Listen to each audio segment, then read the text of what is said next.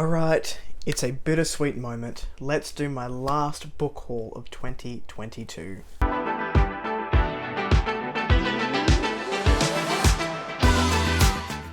Hello everyone, welcome back to A Fictional Escapist. My name is Chris and today's video is very bittersweet for me. We are doing the September book haul, which will be my last book haul here of 2022. I have spent many a dollar and enjoyed many a haul on this channel over the last few months, but I do have some adult responsibilities and a huge move coming up which I need to put my money away for, so books unfortunately right now are not the priority, although I'm pretty sure I've already bought 10 in October, but they've been ebooks and or sent to me, but we'll get to that in a bit. Before I jump into this haul, make sure you're checking the description box down below for links to my Discord and social media should you want to come along for the ride. I have 33 books to go through on today's haul. Now a lot of those are ebooks because they are one, cheaper and portable. For 6 months next year when I won't have access to a lot of physical books, I will have access to my Kindle and my Audible, which is honestly good for everyone because I carry books around everywhere regardless of what I'm doing. On that day I'll have a book in some format on my person at any given time. 15 of these are ebooks, so I will go through them quickly, and then the rest of them are physical books. I also do have a few that I've received in October from authors that I am going to shout out as well, so we have a few extras in there. Let's jump into the haul, starting with those ebooks. The first two that I'm going to mention today are Sin Eater and Idol's Fall. These are by Mike Schell. These are the Ironclast books 2 and 3.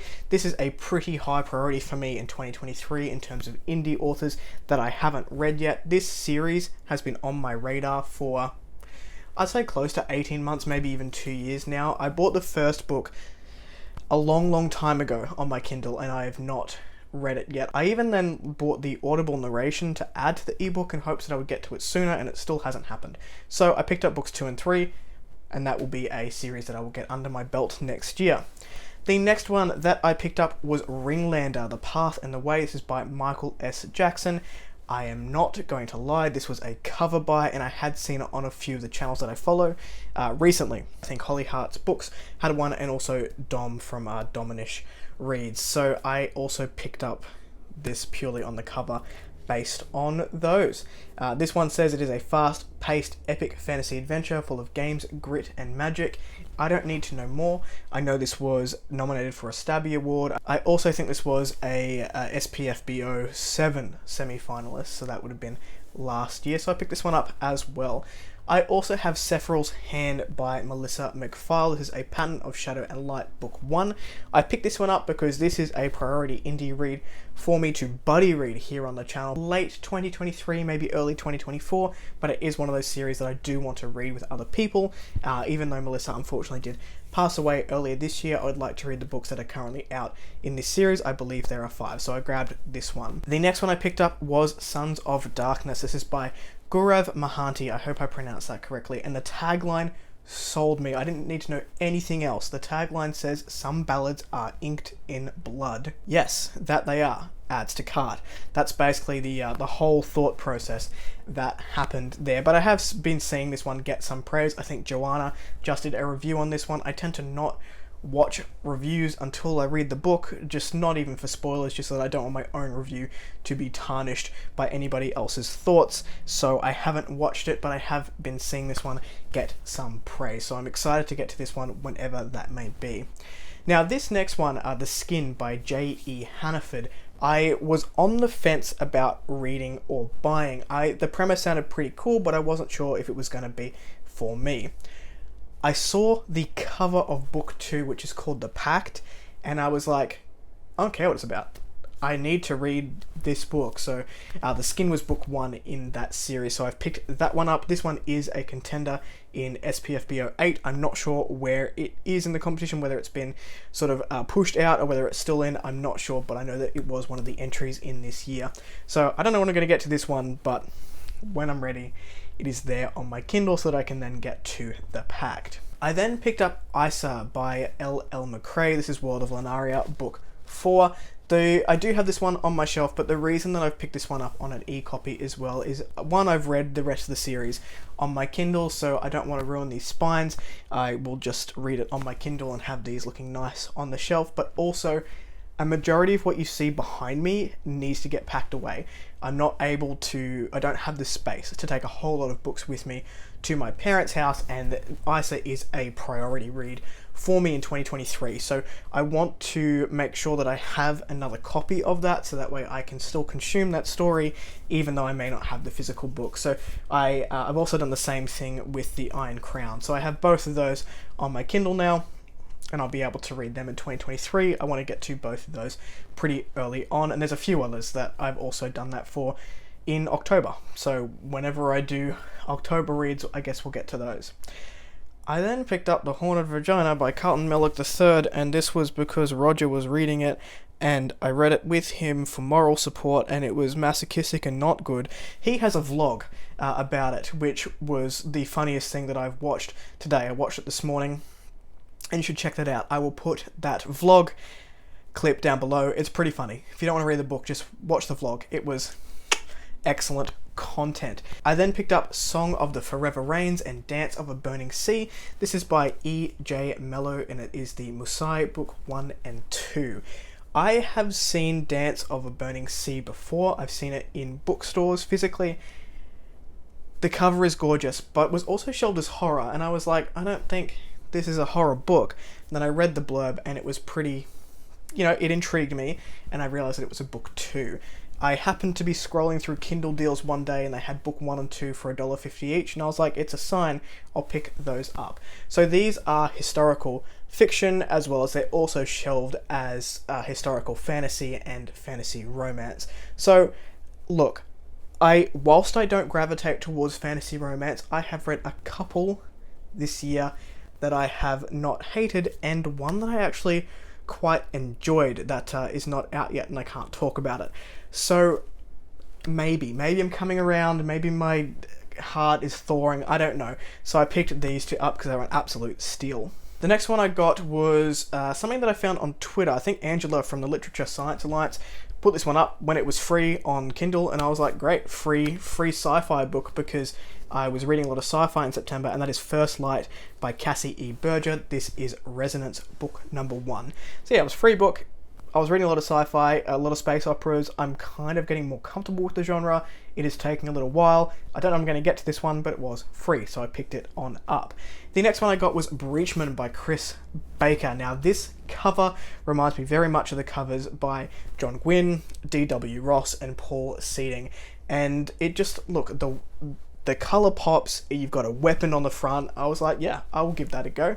That looks cool. I'm guessing there's going to be an awesome battle in there, so I picked that one up. I do want to read a quote from an ARC reviewer which just sold this one for me. It says, violent, tragic, and sometimes even quite funny. Characters tell a story of fighting for a way out. You might root for them, or you might just end up hating them. Either way, you'll care about what happens. Those are some of my favourite stories, so that ARC reviewer, whoever you are out there in the world, you got me. I promise we're getting to the end of the ebooks, and we'll start seeing some physical books soon. Next, I grabbed Realms of Terswood. This is by Jamie M. Samland, and it is the Chronicler's Awakening Book 1. This is shelved of coming of age and fantasy horror, both things which I absolutely love, so I picked this one up, and I'm pretty sure I caught Jamie M. Samland over on Twitter as well. I've been on Twitter for like 3 weeks now, and I've found so many cool authors over on that platform, and I just never gave it a chance before, so maybe I'm converted. I don't know. I still don't know how to use it. Someone teach me, please. I then picked up A Company of Adventurers. This is by Rune S. Nielsen. Now, if you do follow epicindie.net, you will know the name Rune S. Nielsen. He's also been featured on Dominish Books in one of his indie author showcases, and I really have a lot of respect for Rune, and he puts out a lot of author interviews over on Epic Indie, and I was like, you know what, I'm gonna check out one of their books, so I picked this one up. The whole premise is what happens when the adventurers retire, so what happens next, and I know a lot of us quite enjoy that book where we're listening to someone tell their life story after a whole lot of events have happened, and I quite like that narrative style, but I haven't read a whole lot of what happens when they retire and suddenly they need to sort of go and do more stuff. The only thing I can think of would be Kings of the Wild by Nicholas Ames. So I'm excited to get to this one when I do. The last ebook that I got was Miss Percy's Pocket Guide to the Care and Feeding of British Dragons by Quenby Olsen. I'm so sorry if neither of those pronunciations are correct. This is a Miss Percy Pocket Guide, book number 1. This is one of my anticipated SPFBO 8 releases. It is cozy fantasy. We're following someone who just wants to be left alone and ends up with a dragon, and I am here for it. I haven't really delved into cozy fantasy myself yet, but I do know that it is a up-and-coming subgenre within the fantasy realm, and I'm excited to give this one a go. And I think book 2 either just got released or just been announced, so it has a continuation, and it sort of, I guess, follows along the lines or the idea behind the Lady Trent series, which I'll show you later. So those are the ebooks that I have. Let's move on to physical reads. The first one I ironically don't have with me physically, and that is Ruination by Anthony Reynolds. I bought this one and read this one in September. I needed a bit of a break from sci-fi, and this was a quick and easy read to jump into. Had a very good time with it, but it does not paint outside the lines at all. It is a very predictable fantasy story in my opinion, but sometimes that is what you want, and that one is with my father-in-law currently. Moving on to the physical books that I purchased, and I feel like I did a lot of purchasing that other people have done in September, which is not something that's happened really at the moment, so you are going to see a couple of books that everyone's talked about, Ruination being one of them. First of all, I do want to give shout outs to a couple of authors who have sent me some books. These came through in October, and I'm very, very grateful. So the first author that we have here is Palmer Pickering, the author of the Star Children saga, and this is Moon Deeds book number 1, and we have Light Fighters book number 2. I will have a full review for Moon Deeds up later this month. I did quite enjoy it, but it is very much a setup book, and I'm looking forward to jumping into Light Fighters later in 2023. Probably early 2023 is when I told Palmer that I would read that, so I will keep that one when I move so I can give that one a go. I did read this one on audio, and I thought the narrator took me a little while to vibe with, I'll be completely honest, but once I did, it was a fairly smooth ride for me. So there's 2 characters in this. We've got Tor and Cassidy. They're twins, and they are the Star Children, basically. How Cassidy was presented in the audiobook, I just could not get on board with. I really didn't like the character's voice, but I did get used to it. Eventually, I think I will read book 2 physically just to see what the experience is. I'm not even sure if there is an audiobook for the second one yet, but we'll see. Thank you so much, Palmer, for sending those to me, and I will shout them out again when that review happens. The next author I have here is John Palladino, who sent me a copy of The Trials of Ashmount. I'll be doing an Escapist book tour for this one later this month, and I'm very much looking forward to getting to it. This is grim, dark fantasy, and that fantasy cover is pretty badass. We've got a magic school there, five stages of magic, I think it is, 5 branches of magic, and the last line of this blurb got me. I have read it before, so I won't read it again. Survival means adapting or dying. Yeah, it does. So thank you, Palmer Pickering, and thank you to John Palladino, who has sent those through. Okay, moving on. We have the Cisero Trilogy. This is by Robert Harris. This is a historical fiction / murder mystery. This is one of my priorities for buddy reads of 2023. All 3 books, and it was put on my radar by both Theo over at Rekindled Reader and Alex by Tall Guy Reads. Alex has read this and has some pretty good things to say about it. I ended up catching it over on Theo's channel as a historical fiction book that he would like to get to, so I bought the omnibus edition so I could follow along and do a buddy read with this on my channel, which will be happening next year, end of Q1, maybe start of Q2. I'm not sure what dates I said at the moment, but it's happening and it's penned in. If you caught my September wrap up, you will know that I absolutely loved The Long Way to a Small Angry Planet by Becky Chambers, so I have picked up the next 3 in the series. We have A Closed and Common Orbit. That's book 2, I'm pretty sure. Record of a Spaceborn Few. Again, I'm fairly sure that's book 3. And then The Galaxy and Ground Within. These covers are very simple, but very delightful, and when they are all together, I don't have more hands to show you them, but when they are all together, they are stunning. It's just a really nice set. So I did pick up the next 3. I'll be reading these with my buddy Ryan next year at some point to finish off that series. Is there a 5th one? I'm not sure. Perhaps. I think it might just be the 4. I don't know. Don't quote me on that. There may be a 5th one. In that case, I'll buy that one. Alright, the next one I picked up is a trad published series that I would like to start at least next year, and that is the Memoirs of Lady Trent by Marie Brennan. This is A Natural History of Dragons, book number 1. The hardbacks for these are gorgeous, and I do want them, but they're also like $60 a piece, whereas the paperbacks are under $20 a piece. So if I love the series, I may fork out and get the hardcovers just because they look nice on the shelf. The thing is, when I have hardcovers, I hardly ever read them. They're just to look nice. So I'll probably read these in paperback and then see. If I absolutely love it, perhaps. But I did pick that one up. The next one I grabbed was A Plague of Giants by Kevin Hearn. I don't know too much about Kevin Hearn, to be completely honest. I know that Andrew from Andrew's Wizardly Reads has enjoyed Kevin Hearn's stuff in the past. I was walking through a bookshop somewhere and this popped out at me. It was like $12. I was like, well, I guess it would be rude not to pick it up. I also do really enjoy that cover of the man's face that's been hidden by his beard and his hair. So I have no idea when I'm getting to that one, but I was influenced whilst in store.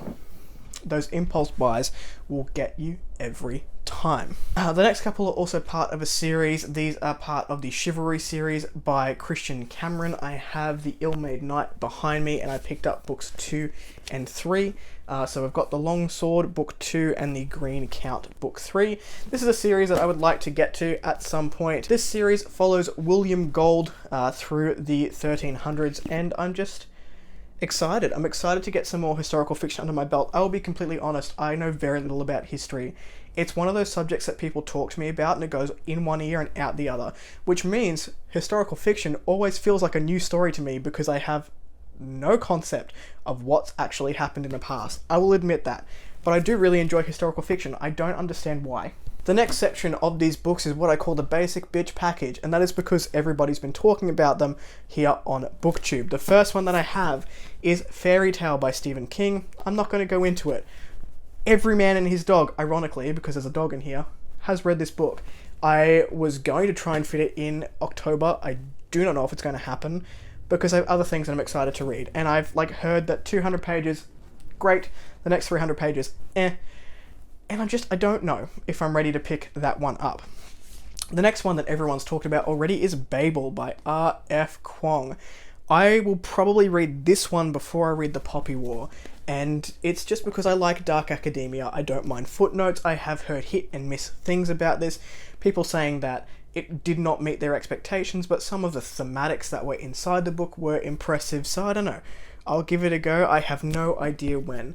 Like a lot of traditionally published books, I get excited about them, but I don't necessarily put them straight on my radar. It's kind of why I'm doing a new release November, is because I get excited, I pre-order them, I get them, and then I'm like, I want to read indie, so I just read indie. So we'll see, whenever I get to those two, probably 3 years after people have stopped talking about it, like Jade City. Who knows?